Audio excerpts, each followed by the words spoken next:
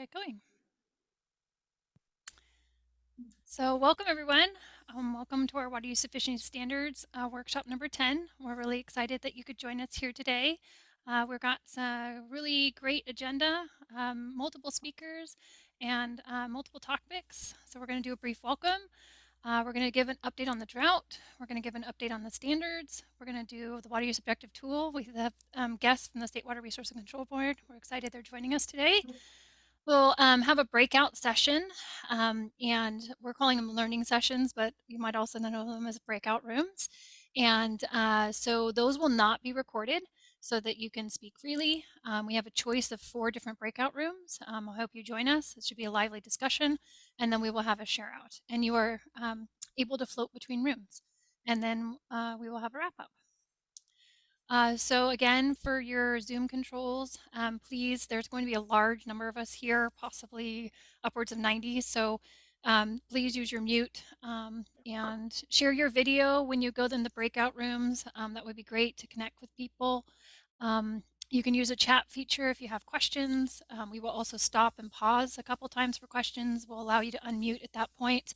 And other than that, we're so happy you're here. Again, if you're in the audience and you haven't muted, please mute if you're not one of the speakers.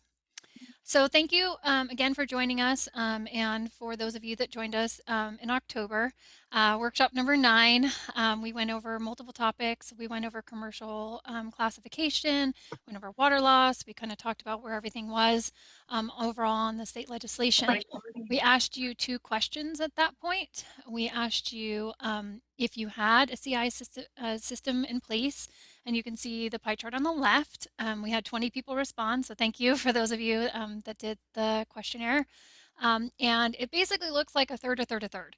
So about a third of you have done some sort of classification, but a few of you, 10%, have already done the 19 categories, or they align well with them.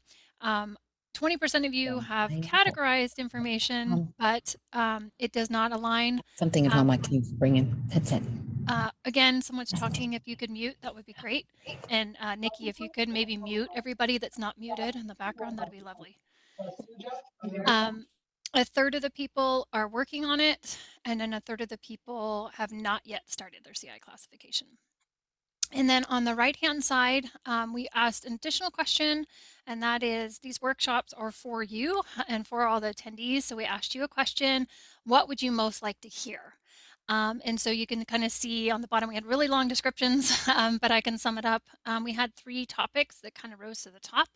The Urban Water Use Objective Calculator, which we're talking about today, database and tools and tips for calculation information, and then far off to the right, we have how to use the information if you have like AMI, GIS, that kind of thing. So we will be focusing on those topics in our next calls. We will also be adding any relevant, information like drought or any other topics and dates of interest as we go. So thank you so much for sharing back what you find of most interest. And we're really excited today to bring one of your top 3 topics to you to talk about the calculator.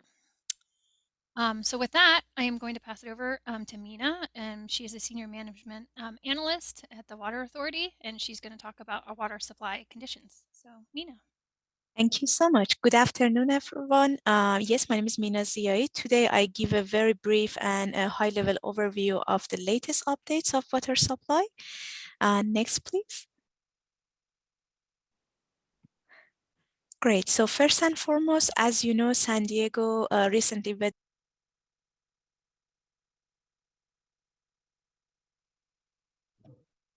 Nina, you're muted.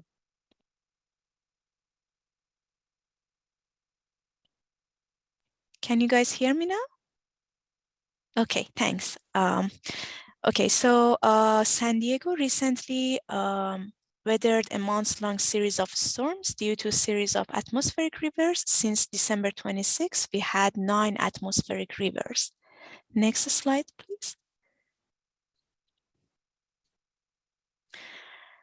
Great. So this graph shows Northern Sierra precipitation 8 station index through January 23rd, yesterday. This is a long-term average rainfall, and the dark blue line represents the water year 2023, which started October 1st. And as you see, the precipitation has been well above average compared to the green line, which shows last year precipitation.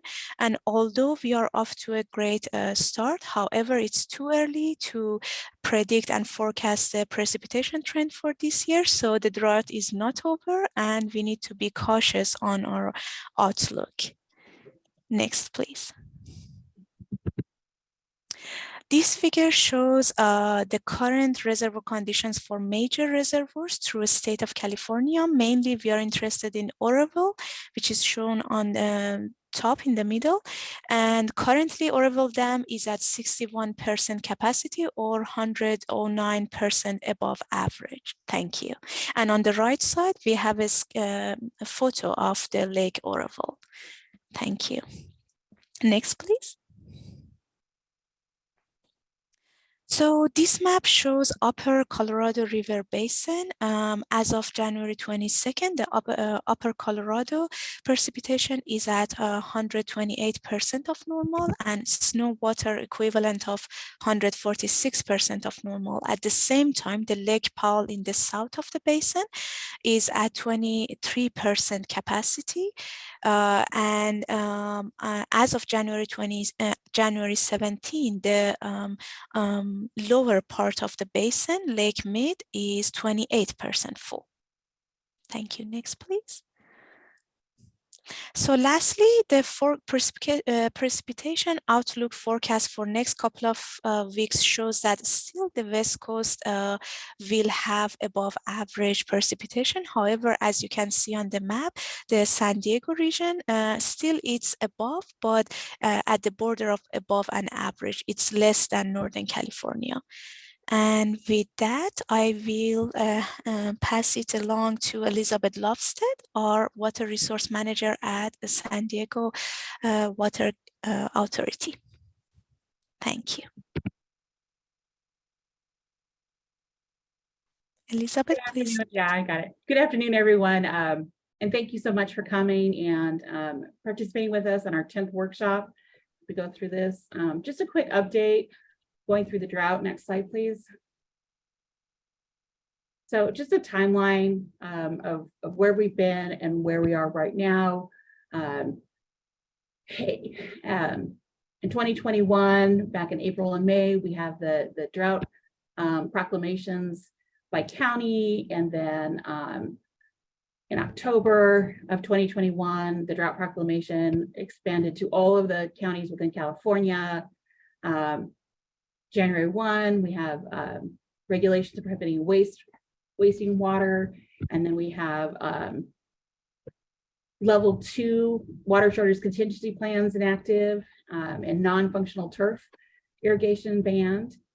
And in August of last year, we had the governor release his water supply strategy, and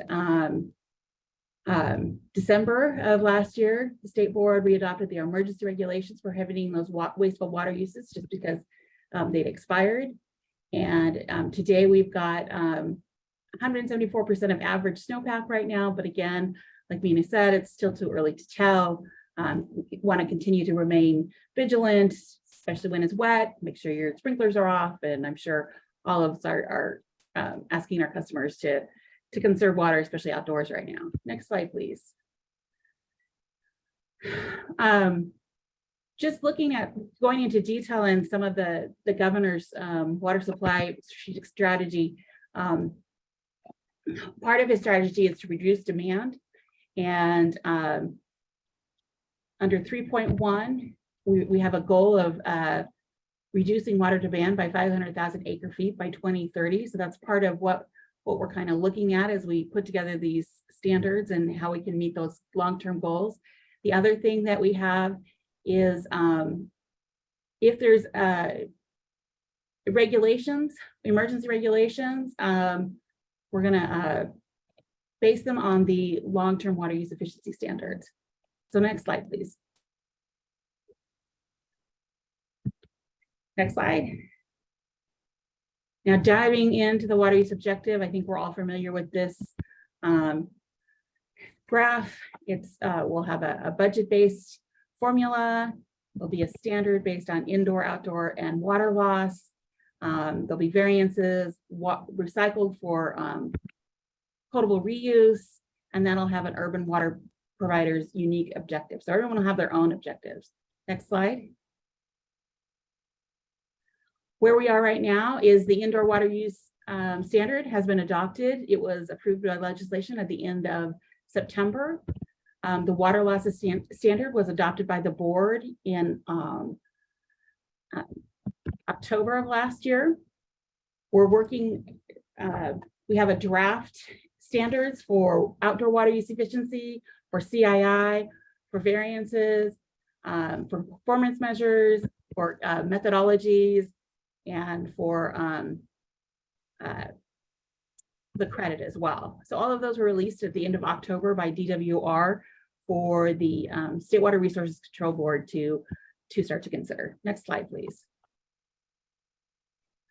So over the next couple months, we're going to be looking probably a little bit deeper at the variances, and we had a meeting at Aqua a couple weeks ago, and there was a lot of interest in people that are interested in the variances and how they can be calculated. If you're interested in joining that group on that, a work group on that, you can contact me, and I'll put you in charge of the right person at Aqua and add you to that group.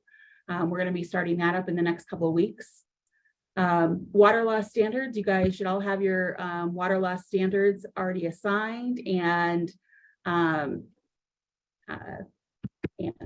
be looking at those. And there are data requirements that are due this year that water suppliers are going to have to provide. And then finally, CII, again, we've got recommendations from DWR on classifications, mixed use meters, and management plans. And so we'll be working with the state board as those are all put into regulation. Next slide, please. Adopted indoor standards, 2020 is 55, remains at 55, but it goes down to 47 in 2025, and 2030 goes down to 42. Those were adopted last year. Next slide. And then outdoor standards, just a reminder, and this is going to kind of fit into the calculator as we look at it later. Just a reminder, the proposal that DWR put out there is that there's a 0.8 potable irrigable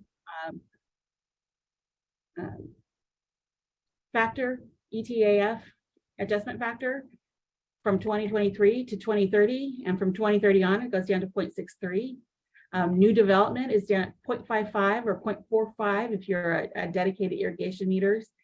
20% of irrigable, non-irrigated area is going to be used to calculate this long-term standards, is what DWR has proposed.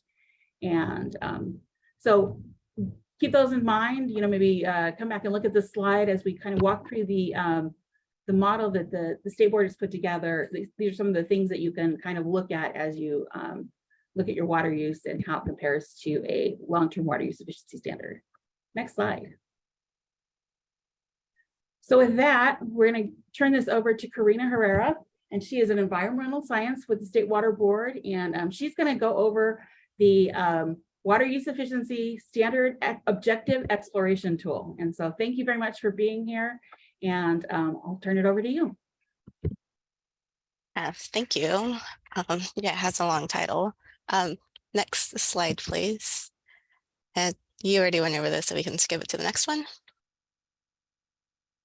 But yeah, just restating what Elizabeth said, State Water Board received the final recommendations from DWR in October of last year, and now we are working on the regulatory documents to start the rulemaking process. And then next one. Okay, so that is the link to the tool. I know it was sent out via email as well. and we can also put it in the chat. So currently it has data from 2017 through 2019. This is data from the EAR, the Electronic Annual Report. But it's a work in progress. We realize that the data may have flaws. So if you notice that something is wrong for your specific supplier system, please email us and we can work on getting that updated so that we have the best available data on there.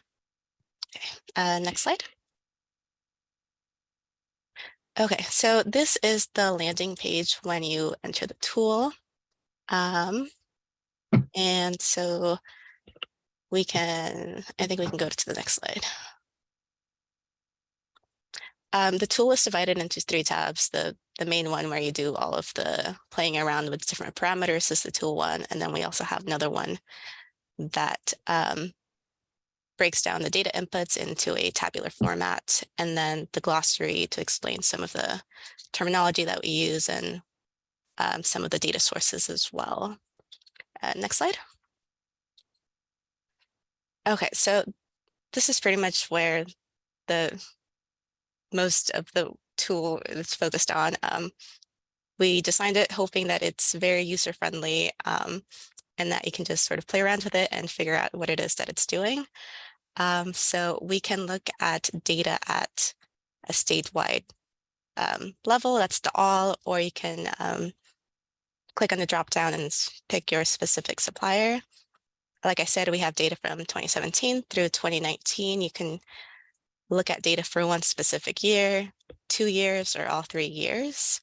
2 units, gallons per capita per day, or acre feet.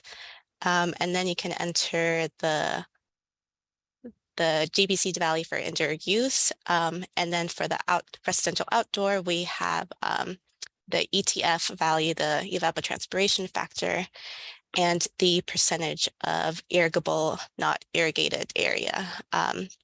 The tool by default incorporates 100% of II, and then you can incorporate what percentage of INI to include as well. We currently don't have landscape area for CINI landscapes with dedicated irrigation meters. So in the interim, we're just using the landscape irrigation deliveries values that are reported in the EAR as a placeholder until we have the data necessary to incorporate some sort of DIM budget into the tool. And then the last one is the bonus incentive. You can choose a value from 0 to 15 in there. Next slide. And then the center portion of it is where you see the graphs. The first one is current use. The middle one is the budget, incorporating the values that you put into it. And then the last one is the SBX 7x7 target for reference. And then next slide. And then the last third of this is the service area of the suppliers overlaid with the CalEnviro screen layer. And hopefully if someone who's not so familiar with the service area is looking at this, they're able to get a better sense of the supplier's service area and some of the demographics associated. Yeah, and then next slide. Okay, so the second one, as I mentioned, is the data inputs. You're able to download this tab or any of the other ones as a PDF. And most of the population and delivery data comes from the EAR. We QA/QC'd that data and reached out to a couple of suppliers if we noticed that something seemed a little off. So thank you for helping us with that. However, in some cases, we used an alternative source, such as the Urban Water Management Plan. And if that's the case, that's going to be mentioned in that last row, the notes on data sources. But yeah, and like I said before, if something looks off, let us know. We can work with you on updating it. And then we also have the supplier, the DWR ID, and then the PWS IDs that we are referencing to that DWR ID. And I see the comments on what's going on with the tool, and I don't know, but we'll come back to that. We think we broke it. It just it won't load. So that's not the way it usually works. It usually works really well and comes up pretty fast. So It does usually work, but okay, good to know. Hopefully it comes back to working. Okay, and then next slide. Okay, and then the last one is just the glossary of terms, broken down into the sort of the 3 sections of the tool. It also gives our data sources.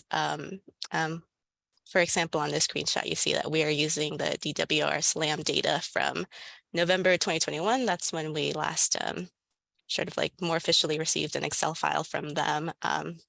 So we are working with them to get the sort of the final LAM data set for that to update the tool. And that's it.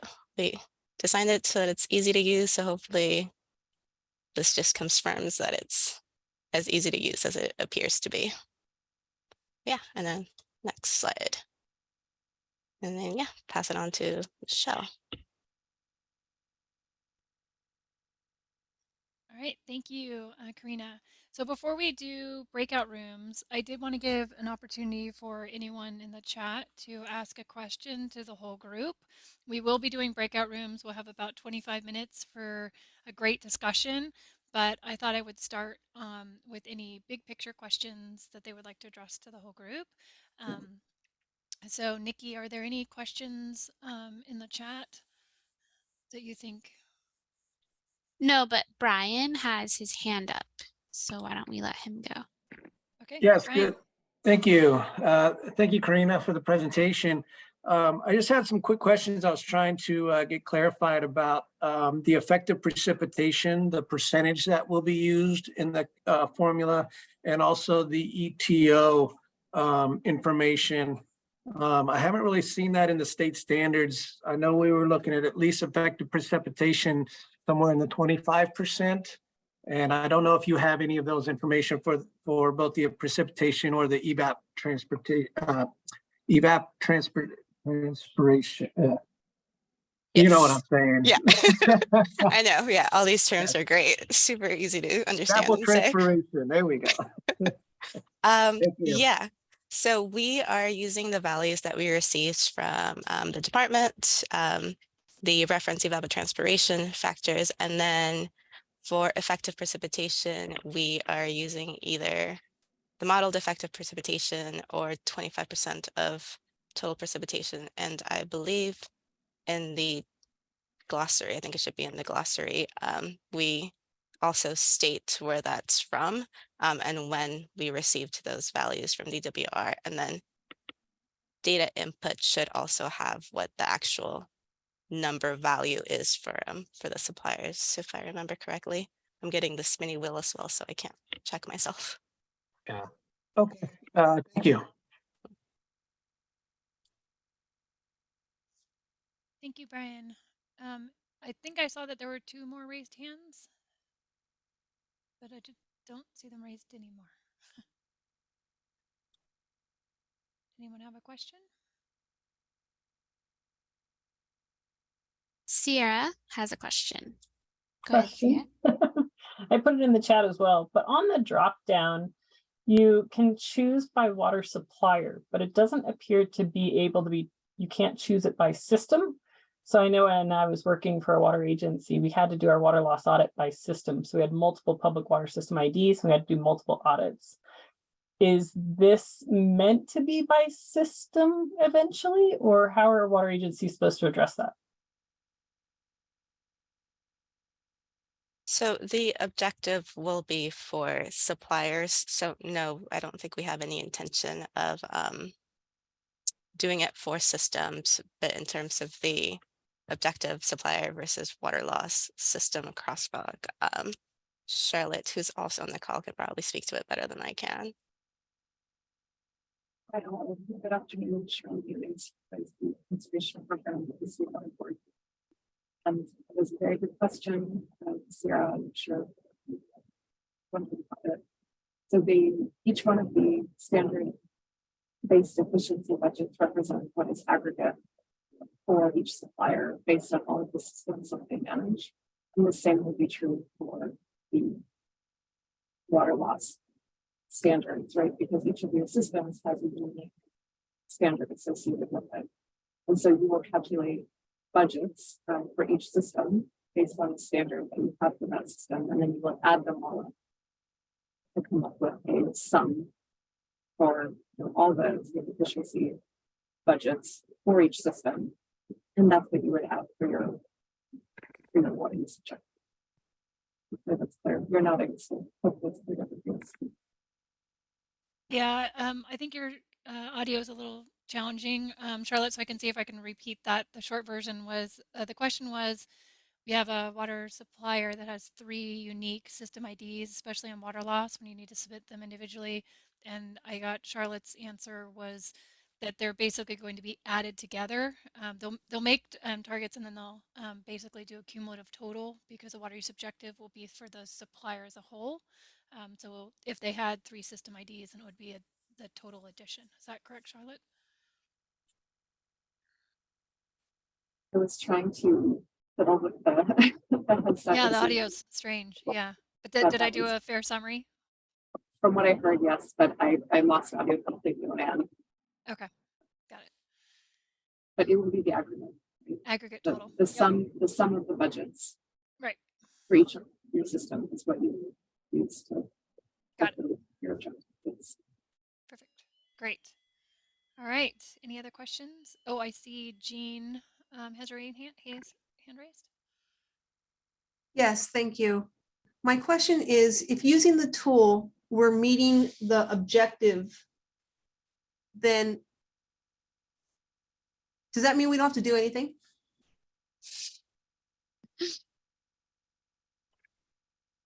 Well, no, not necessarily. The tool is meant to give you a broad sense of what potential impacts would be. I think, the regulation will be a bit more complicated, especially once we throw in variances, which this tool does not even attempt to incorporate yet. And also we're looking at historical data, but hopefully a big picture sense of what the degree of impact would be, if that helps. Sorry, it doesn't help at all. Charlotte? Yeah, I mean the other piece of it too doesn't have in it at this time because no one has the data, right? It's the area associated with CII landscapes with dedicated irrigation rings. So there are numerous pieces. Is that better? No, your audio is still off. I'm so sorry. That's okay. You can chat. You know what? You can also, if it seems off, type your answer in the chat if you want, and then everyone can see it. I think, Jean, the ultimate answer to your question is there is, at a minimum, it's still a lot of reporting. Like even if you make your objective, you still have to do water loss reports. You still need to do water loss questionnaires. You still need to submit all your information every single year. So even if someone is quote compliant from the tool and from a quantitative sense, you are still required to submit a large volume of information back to stay compliant in addition to the quantitative numbers. So I understand that we have to do water loss. We've been doing water loss for many, many years. That doesn't change. That's actually the easiest one for us to comply to. And I know that we're doing reporting. I mean, the amount of reporting that we're doing has increased tenfold in the last 10 years. And it's going to increase another tenfold in the next 10 years. I realize that. In fact, I'm putting together a list right now of who we report to, what we report, and when we report, because it's gotten so difficult to keep up with. So if others have a list like that they already have started, that'd be great to share. That way we all make sure we're reporting everything that we need to report. But my issue is more with the CII. I have a small amount of CII. I can't really do 9 or 13 classifications or whatever it is of CII. But if I'm already meeting my objective, why would I? change the CII classifications in my system. That I can't do. I don't know, Elizabeth or Charlotte, do you want to take that one? Or well, Charlotte's mic isn't. Elizabeth, do you want to take that one or do you want me to? I can try again as a any better. I think it would be my right tonight. No. No, it's not better. I'll take the measure. Elizabeth, do you want to try? Yeah, I mean, Jane, so the CII is still under development by the state board and hasn't been adopted. The requirements to do classifications are actually included in the legislation. So I believe that, you know, those are going to continue to be in there. Last meeting we had, I think, you know, Michelle presented on different ways that people are trying to deal with the classifications. You know, some people are doing it with a spreadsheet or a, you know, a database separate from their operating system or their customer system. You know, but I think no matter what, we're still going to have to do classifications, performance measures, measuring dedicated irrigation meters, and other best practices for the CII.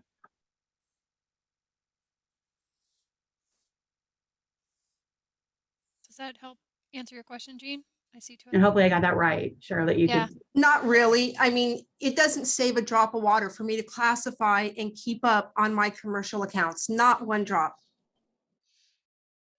Well, that's something you can submit. So when the state board goes through the ruling, there will be a comment period. So you're welcome to comment that. As I'm showing on the screen and I pull it back up again, there was some information released on October 28th, and it's still not been finally approved.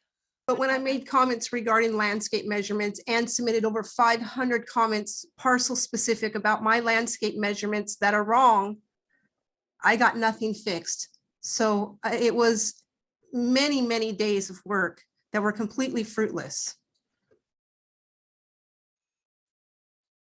Well, I think that's a good thing to bring up and for the state board to hear because that's eventually they're going to be in charge of the rulemaking at this point. So I've heard many others have your same sentiment. So thanks for coming and thanks for sharing. So all I can say is keep commenting, keep coming, and we'll navigate it together as a group. All right, Mick, I see your hand is raised. Hey, can you guys hear me? Yes, I can. Good to see you. Thanks for coming. coming. All right. Yeah, thanks for the meeting and the presentations. And yeah, Jeannie, I'm kind of with you on the frustration. It is a lot of work having to deal with, you know, all the reporting. At the same time, I do feel like this is all being put forth through state law and legislative processes. So, you know, more or less, we're going to have to do the work. So I'm sort of more shifting to how I do the work. And I think that these workshops have been helpful for that. Michelle, one question I had from your pie chart before was, there's kind of gave a sense of, you know, where we were all at in terms of, you know, doing the work for the CII classifications. But what could you remind us, what is the actual deadline to get all that work done? Because for us, I mean, we're not dissimilar in Fall, and I should have said I'm Nick Coppins from Fall Public Utility District. We're not dissimilar from, I believe Jeannie's from an East County agency. It's a smaller agency. We don't have a ton of CII accounts, so I've sort of been putting this on the back burner more or less, but it would be helpful to know when we're going to be required to have all those classifications done. So I think that goes back to the answer that we just had. So the rulemaking is still in process, and some of the deadlines have been shared, but until everything's final, I'm not sure, you know, Elizabeth or Charlotte, if you want to comment on that. The different elements have different timelines. So like water loss, for example, Ballpark. 2027. Yeah, ballpark. We talking like 2 years, 5 years? So this one's, I would recommend, well, I can answer it short, and then you can also go back to workshop number 9 where we provided a timeline. Lisa Quaylar was with me and has been presenting on the CI. It's a sliding scale, so you have to do 20% of your accounts in the first year, and then another 20% in year 2, and then another 20%. So if you take the total number of accounts you have, they've spread them out over 5 years. So, and then you're supposed to be doing them 20% at a time over 5 years. So then at 5 years, you would have 100% Okay. of your accounts done. Cool. That's helpful. No problem. And the time clock, I'm not going to comment on because it's, you know, to be determined and ruled upon of when that starts. Any other questions? This is Brian again, if I'm still in line. Just one quick question I forgot about. The aerial imagery, I believe that, I've been hearing from our vendor that the state will be providing aerial imagery for CII. Are you guys able to comment on that?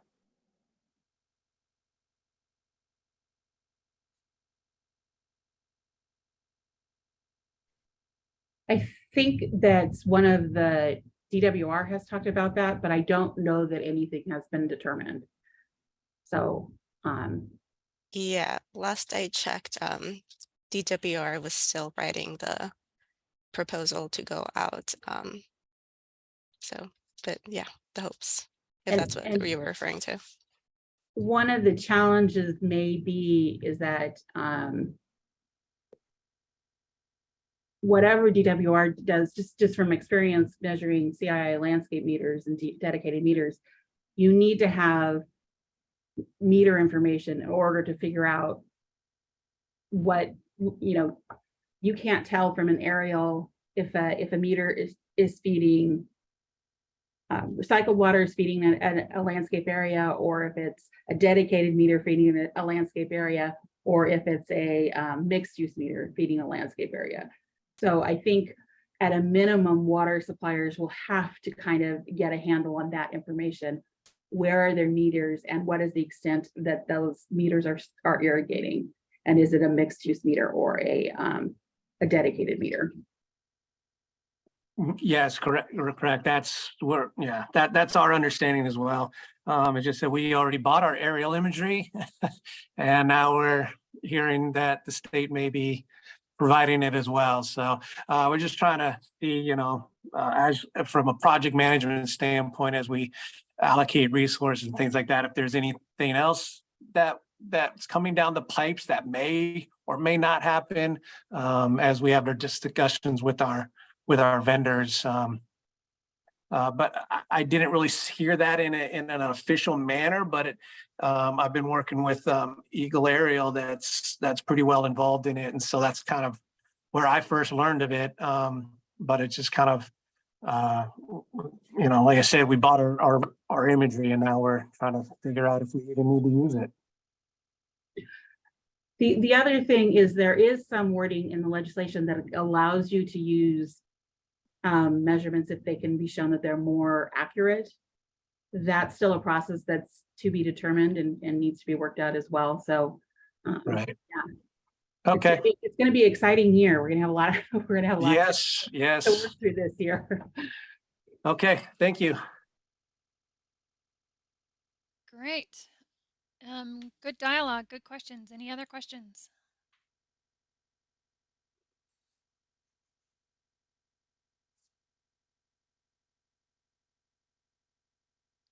All right, well, I don't see any, I was always giving the pause. I don't see any raised hands or any breakout rooms. So I'm gonna go back through and introduce our breakout rooms. So what we're gonna do is we are going to give you an option and choice of 4 different, I'm Michelle Madaus from Madaus Water Management. I've been helping support these workshops since the beginning. So thank you for everyone who's been there. And if I haven't met you, thank you so much for coming today. And I look forward to having you enjoy the breakout rooms. So we will be having 4 breakout rooms. 3 of them are related to the tool. We say model, but it's actually the tool. You know, you can call it either way. So the first breakout room group will be, I have not yet run the tool. The second group will be, I have run the model and still have questions. So if you've been having questions in the dialogue and you kind of like that, then you can join that room. We will have some of the state board staff in that room. The third room is I've run the model and want to share what I've learned. And the fourth room is I want to talk about other items related to the legislation. So if you're not into talking about the tool at the moment, and you have questions about the water loss standard or about, you know, other CII elements, or some questions coming up about CII, you're welcome to join that room as well. And Lisa Coilar from CalWEP will be in there, and she was one of our previous presenters about CII, so that would be a good place to select. So you can pick your own room. You will be able to float between rooms. So if you start in one room, you're totally free to change. We will have about 25 minutes in our rooms. They will not be recorded. We are not taking notes on who's speaking, so you're welcome to speak freely. The whole point of these rooms is to give you the opportunity to ask the questions, seek some answers, learn something, hopefully from others, you know, that are asking questions. That's what we're here for. You asked for the meeting, you asked for the workshop on this topic, so we thought that bringing back breakout rooms in a format would help further the discussions in smaller groups, because we've had over 80 people here today. So we're going to go ahead. We will open up the breakout rooms. If you're not familiar with breakout rooms, you can, there will be a dialog box opens and you can click on the button join. If the box does not open up for you, and you can scroll down, so it's going to say the 4 different options. You can click join and then you will transfer to that room. At any time, you can always, you know, come back out and choose another room. We will all stay in our rooms for 25 minutes and then come back together, and we will close the rooms and we will give summaries. So each room won't be taking notes, but we will be giving a summary. So I hope you enjoy and have some dynamic discussions. And I look forward to hearing about them. We will come back out and just give general verbal summaries, and that's it. And I will stop the recording now so that we can go ahead and have great discussion. So thanks so much. Choose the room you'd like to do, and then we will see you back in this main room in about 25 minutes. Lessons learned or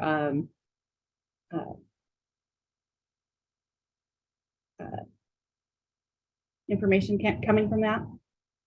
Yeah, so I think the lesson learned and the information that came out is that they don't, they want those who haven't used the tool yet or haven't run it want to know how accurate the tool is before they invest time. So they want to know if there are going to be continued changes, if this is going to give them firm numbers that they can rely on, or if they're just going to have to go do this again on their own. So that's their concern.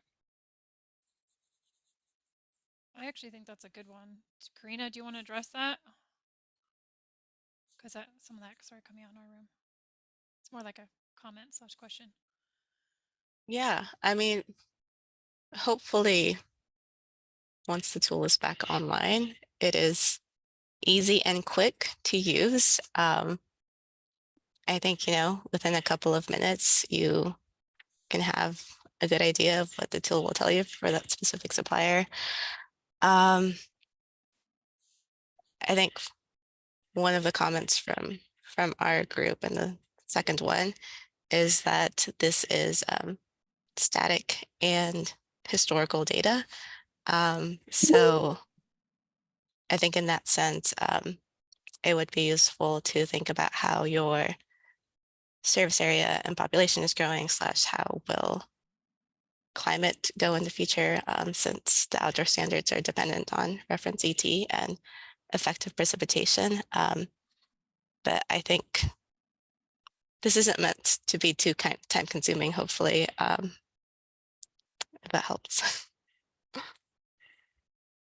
Yeah, I think they just want to know that that what information they get from that, if they use that, if they put that into practice in shaping their future programming, is that going to be accurate? Is that what is ultimately going to be their goals? We don't actually know that because it hasn't been adopted yet. Yeah, right. Like the actual standards, is that what you mean? Like, I guess like we don't really know what the end goal objective is yet. Right, right. So then that will be factored into the tool. I mean, you play around with it. So you can, you know, plug in there, like indoor is pretty set at 42, but then I think you can quickly get a sense of if the DWR proposal is put into effect, what would it be versus if it was higher or lower. But I don't think we're planning on creating a tool with static numbers. I think it was always meant to have inputs by the user. Yeah, this tool is basically, it came out as a sort of side project of this contract that we had to understand how the regulation might impact suppliers under various different scenarios. And we just wanted to share the information that we were seeing. So we wanted folks to have an opportunity to access the kind of the data that we're using to see it. And then also have the opportunity to sort of do these, to run these different scenarios using that data. So this is just meant exactly as we've stated on the website, right? We're trying to help people explore how the forthcoming conditions and standards may affect living water use. So it just shows these possible future scenarios, right? When the users are adjusting the individual input values. And you guys can take it and run with it and think about what you might do. I mean, you might find that you think it's a good idea, but it doesn't actually meet your agency's needs, and it drives you to invest in something that's much more tailored and helpful. And I know other agencies have done that, right? They have built something that's more sophisticated, that does take into consideration growth as Karina mentioned, that does allow you to adjust, you know, the ETO and effective precipitation. It allows you to take into consideration water use trends, right? So this, I think, should very much be considered a very simple sort of tool, like 1.0. We do not have the resources to develop something additionally that will be, you know, for you all. But use it as you can, and then to the extent that it doesn't meet your needs, I mean, talk to Elizabeth, right? Talk to Calwet. Talk to the contractors that you've hired, and hopefully it can help you to, you know, figure out what does work in terms of helping you understand like what your future investments may need to be, and where it doesn't work for you, you know, go forth them and share those best practices with others, right? Help us, you know, help other people learn about what is going to effective for your agency in terms of planning and thinking about how you make respond to this.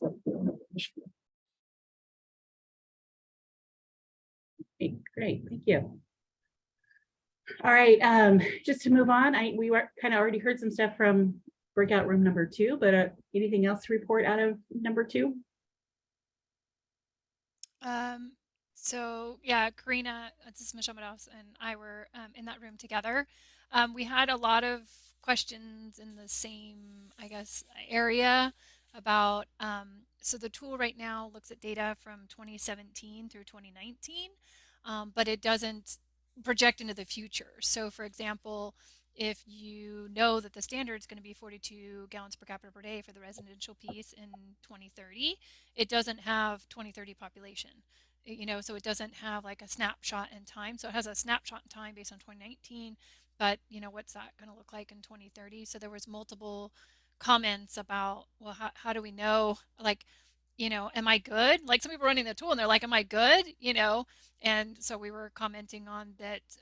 We need some way to be able to simulate, you know, and make some assumptions in 2030 so that we can see not only well we look today based on 17, 18, 19, but also how we're going to look tomorrow theoretically, and then take that into consideration. So there's a lot of questions, a lot of different questions around the same theme.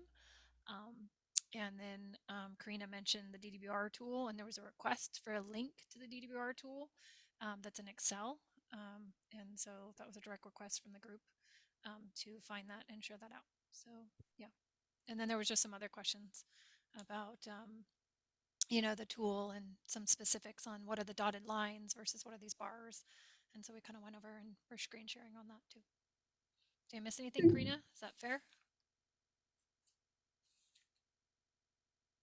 That's good summary.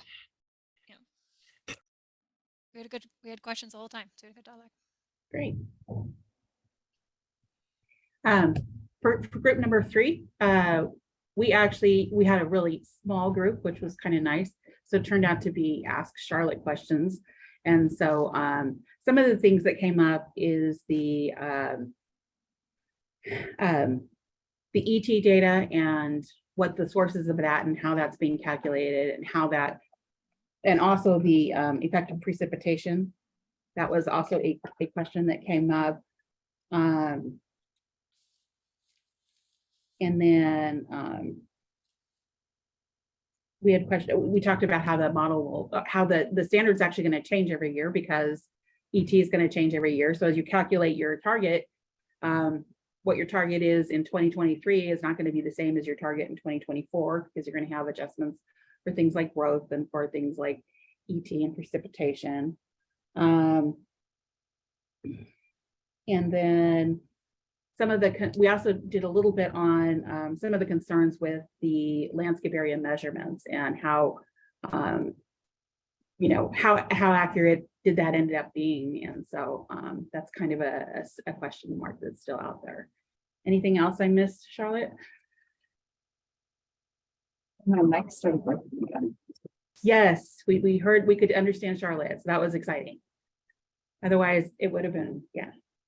So group number 4, how about oh, for the benefit of the group, just one line, Elizabeth, Charlotte, or maybe you can relay it, Elizabeth, because she has mic challenges. What was the answer to the ET question for the group of the source of the data?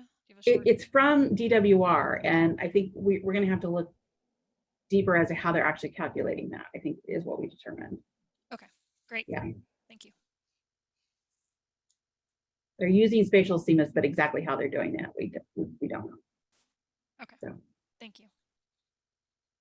How about breakout room number 4? Yeah, I'm happy to chime in, and then if CR you want to supplement if I left anything out, that would be great. So we had a pretty good group of folks. Initially, the topics or the conversation was around CII, both the standard and the performance measure. So people are asking, like, how do all these pieces fit together? What's happening simultaneously? What do we prioritize? What needs to be included in the first reporting period, et cetera? So just needing it became very obvious that there's still some sort of roadmap that needs to be provided to give folks some clarification on how the standards and performance measures work together, how they influence each other, the timing of it, and how reporting fits into all of it. So it's became very obvious.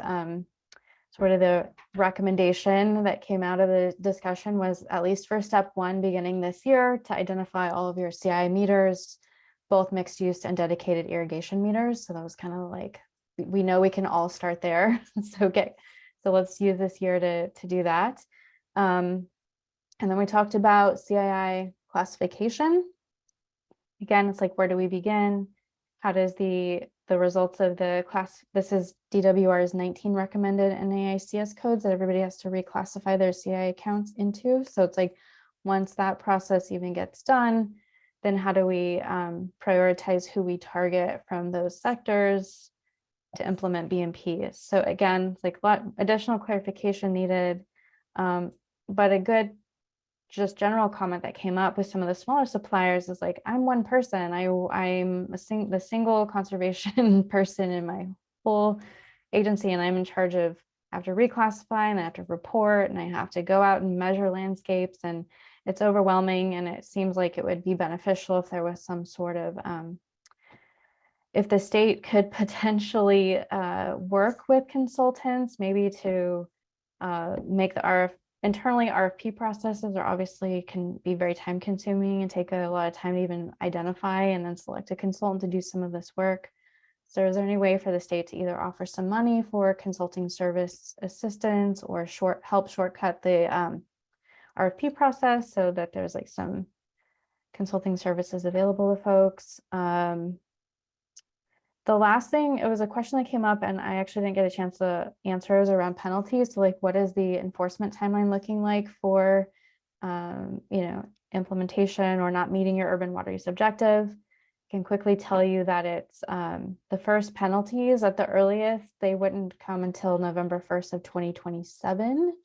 I don't know if that date is going to move at all, but the flow would be informational orders the first year, then written notices the second year, then conservation orders the third year, and a conservation order might have like technical assistance requirements from DWR, requirements for education and outreach to customers, and requirements for local enforcement. So that's year 3, and then finally fines levied in 2027. And yeah, so that was quite a bit, but Sierra, if there's anything else you want to add. No, I think that you covered it pretty well in terms of even when it comes to the state or other agencies kind of facilitating, kind of similar to they did with Eagle Aerial and the aerial imagery for the state, is trying to facilitate if there are providers out there that are doing these reclassification services, how can smaller agencies or any agencies really kind of jump on, one larger maybe contract or RFP process for that. And then also that clarification of not just the classification, but the BMPs, where did those come in? And to which sectors, and the fact that you have to do BMPs with the top 20% of each sector and the top 2.5% of your CII. And so just trying to clarify some of those points, but yeah, Lisa nailed it. We really just need a lot more clear, plain language and illustrations on exactly how all these processes are going to work. Timeline, who's it reporting to, exactly what data you need to report, so on and so forth. I will give a little bit of a preview. I have seen a timeline that's being worked on that does kind of exactly that, looks at every single piece of this and puts it all together from water loss to, CII and when it would be due with the current proposals. And so it's very, very draft, and but there are people working on that. So hopefully within the next month or so we can get something out there that could be a tool. Elizabeth, is that coming from the state or is that internal? It's actually from a stakeholder work group. Yeah, it's not in our group. The Water Authority isn't doing it, but another agency is doing it. Great. Out to the group. All right. So we're almost at 3 o'clock. We have about 3 more minutes. I do want to thank all of the room, moderators. So I know everyone wasn't cruising between the rooms, but I really did want to thank both Karina and Charlotte from the State Water Board for coming today and presenting. And then the Water Authority staff, they were in all the rooms. You heard from Elizabeth and Joni. Thank you so much, Lisa Coilar from CalWEP, for coming and being in a room. And then we had Madaus Water Management staff. You heard from myself and Sierra Orr. And we had Nikki Powell in the first room, and we had Kara too. So we had, a lot of volunteers. So thank you so much to all the room monitors. And we hope the breakout lessons learned, learning sessions were helpful. We always look forward to your feedback. We've heard that breakout room sessions are great. Here is a link to some of the resources here. So we are welcome to use this. We will send out the slides. We will send out the recordings as we always do. So watch for those from Joni. And if you have any questions, let us know. We will be adding, I guess, one additional one that people have been asking for, and that was the DWR calculator. So we'll add yet another. We'll see if we can squish one more on here and make it fit. And a reminder that CalWEP also has a blog, what the framework. So that's kind of a resource, and we have that available that tries to track this all as well too. So any last comments from Elizabeth on anything? And then maybe from Charlotte, do we know any ideas of when we might have public meetings coming up in the spring? I can tell you, I think ambitious goals that we're hoping to adhere to, which is that we will have our first public workshop sometime in March. And that we would initiate the regular process by the end. Okay. So I'll So- translate for their audio. I heard March. so keep your eyes peeled for March. Thank you. Charlotte, anything else, Elizabeth, you would like to add before we? I don't. Again, thank you all for participating, and thanks for sharing some of the tools and the information that you're looking for as you kind of move forward and navigate this. And we'll see you in a couple of months, and we'll be back and keep presenting on this throughout the year. So thanks a lot for participating. We really appreciate it. And thanks especially to State Board, Karina, and Charlotte. I think it was really helpful to have you here. So thank you.